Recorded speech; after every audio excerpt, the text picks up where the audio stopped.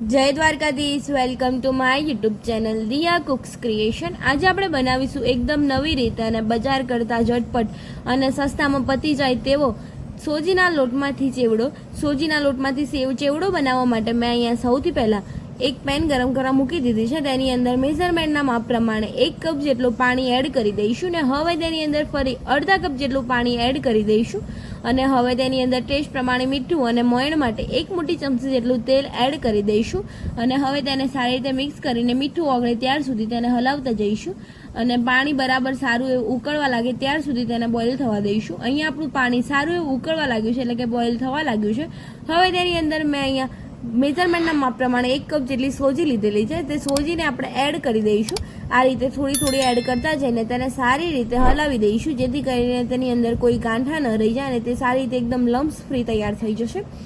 જેમ જેમ પાણી સારી રીતે સોજીની અંદર મિક્સ થશે અને સોજી એબ્ઝોર્વ કરશે પાણીને, તેમ તેમ આપણી સોજી સારી એવી ઘટ થવા લાગશે। તમે જોઈ શકો છો આ રીતે પાણીની અંદર સારી રીતે સોજી મિક્સ થઈ જશે તેમ તેમ આપણી સોજી સારી રીતે ઘટ થવા લાગશે અને તેની અંદરથી સારું એવું સ્ટ્રક્ચર તૈયાર થઈ જશે।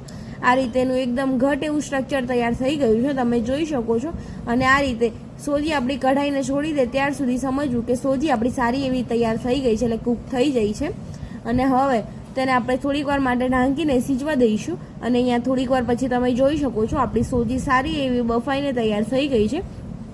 હવે મેં અહીંયા એક મિક્સર બાઉલ લીધું છે, તે મિક્સર બાઉલની અંદર આપણે સોજીને એડ કરી દઈશું। સોજી એડ થઈ જાય ત્યારબાદ આપણે તેને સારી રીતે ઠંડી થવા દઈશું અને આ રીતે મિક્સર બાઉલની અંદર સોજીને સ્પ્રેડ કરી દઈશું, જેથી કરીને સોજી આપણી સારી રીતે ઠંડી થઈ જશે અને આ રીતે મિક્સર આપણું બરાબર ઠંડુ થઈ ગયું છે, તમે જોઈ શકો છો। તેને આપણે આ રીતે હથેળીની મદદથી સારી રીતે મસળી લઈશું, જેથી કરીને સોજી આપણી સોફ્ટ અને થોડી ચીકાશપણી તૈયાર થઈ જશે। તેની અંદરથી સારી એવી સેવ તૈયાર થશે, એટલે કે નમકીન તૈયાર થશે। અને હવે તેની અંદર બાઇન્ડિંગ માટે મેઝરમેન્ટના માપ પ્રમાણે 1 કપ જેટલો ચોખાનો લોટ જે આપણે નોર્મલી બજારમાંથી લાવતા તેને એડ કરી દઈશું અને હવે તેને સારી રીતે મિક્સ કરી લઈશું, જેથી કરીને સોજીની અંદર ચોખાનો લોટ સારી રીતે મિક્સ થઈ જશે। અને આ રીતે સોજીની અંદર ચોખાનો લોટ એડ કરવાથી તેની અંદર સારું એક બાઇન્ડિંગ આવે છે અને તેનો સ્વાદ પણ બહુ જ સરસ આવે છે। આ રીતે તેને બરાબર સારી રીતે 2 હથેળીની મદદથી મિક્સ કરી લઈશું। દરેક કણની અંદર લોટ બરાબર મિક્સ થવો જોઈએ અને હવે લોટ આપણો બરાબર સારી રીતે મિક્સ થઈ ગયો છે, તેની અંદર થોડું થોડું પાણી એડ કરતા જઈને તેની અંદરથી સારો એવો સોફ્ટ લોટ બાંધી લઈશું। વધારે પડતો જો હાર્ડ લોટ હશે તો તેની અંદરથી નમકીન બનાવતી વખતે તમને નહીં ફાવે, આવો સોફ્ટ લોટ હશે તો તમને સારી રીતે નમકીન બનાવતા ફાવશે।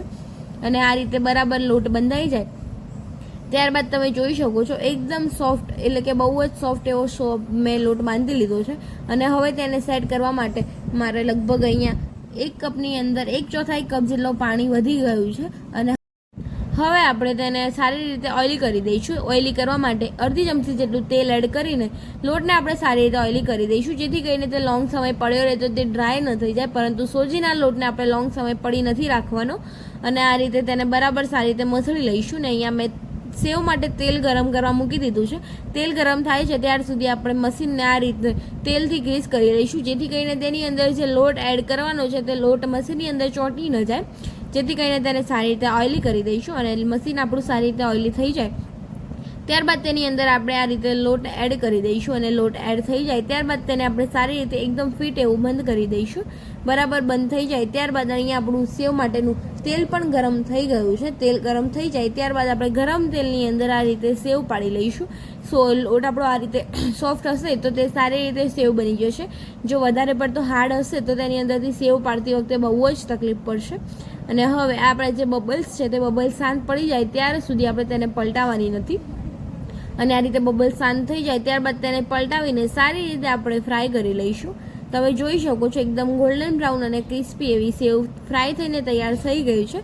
અહીંયા મેં સેમ પ્રોસેસથી બીજી પણ સેવને ફ્રાય કરી લીધી છે। બધી જ સેવને મેં આ રીતે ભાગીને, એટલે કે કટકા કરી લીધા છે, જેથી કરીને ચેવડો બનાવતી વખતે તકલીફ ન પડે। અને હવે ગરમ તેલની અંદર આ રીતે ગરણી રાખી તેની અંદર અડધી વાટકી જેટલા સિંગદાણા એડ કરી તેને સારી રીતે ફ્રાય કરી લઈશું, જેથી કરીને તેની સ્વાદ બહુ જ સરસ આવે છે અને આ રીતે ફ્રાય કરવાથી તે સારી રીતે ફ્રાય થઈ જશે।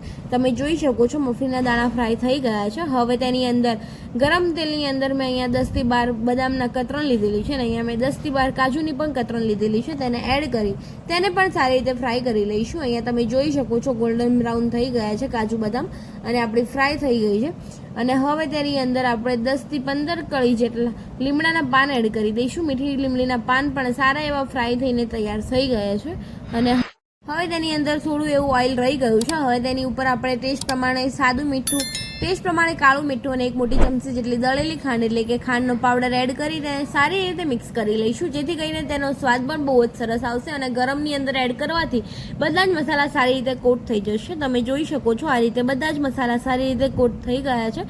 આ રીતે ખાંડ એડ કરવાથી તેનો સ્વાદ બમણો થઈ જાય છે અને તેનો સ્વાદ પણ બહુ જ સરસ આવે છે. આ રીતે મેં મસાલા એડ કરી દીધા છે. હવે જે સેવ બનાવી લે છે તે સેવની અંદર આપણે મસાલા એડ કરી દઈશું. જે ફ્રાય કરેલા છે તે મસાલા એડ થઈ જાય ત્યારબાદ તેને આપણે ફરી મિક્સ કરી લઈશું. અહીંયા તમે મખાના પણ યુઝ કરી શકો છો અને મરચાંને પણ ફ્રાય કરીને એડ કરી શકો છો, પરંતુ મેં અહીંયા બાળકો માટે બનાવ્યું છે જેથી કરીને મેં મરચાં એડ નથી કરેલા. અહીંયા તમે જોઈ શકો છો ઝટપટ એકદમ બજાર જેવો કેવડો બનીને તૈયાર થઈ ગયો છે. તેને સર્વિંગ પ્લેટની અંદર સર્વ કરી દઈશું. સર્વ કરતી વખતે તમે જોઈ શકો છો એકદમ સસ્તો અને બહુ જ સરળ એવો ચેવડો બનીને તૈયાર થઈ ગયો છે અને બહુ જ હેલ્ધી અને ડ્રાય ફ્રૂટ્સથી ભરેલો એવો આપણા ચેવડાની સર્વિંગ પ્લેટ પણ સર્વ થઈને તૈયાર થઈ ગઈ છે. જો તમને મારી આ રેસીપી ગમી હોય તો લાઈક કરજો, શેર કરજો અને કમેન્ટ કરજો.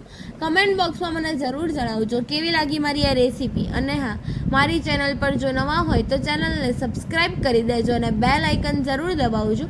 જો તમે મારી ચેનલને ફેસબુક પેજ પરથી જોતા હોય તો મારા ફેસબુક પેજને પણ ફોલો કરી દેજો અને વિડીયોને લાઈક કરી દેજો, જેથી કરીને મારી અવનવી રેસીપી તમને સૌથી પહેલાં જોવા મળે. મળીએ કોઈ નવી રેસીપી સાથે. ત્યાર સુધી બધાને જય દ્વારકાધીશ, જય શ્રી કૃષ્ણ. અને હા, મારી ચેનલની બીજી પણ રેસીપી તમને સ્ક્રીન પર જોવા મળતી હશે, તેને ક્લિક કરીને તમે બીજી રેસીપી જોઈ શકો છો.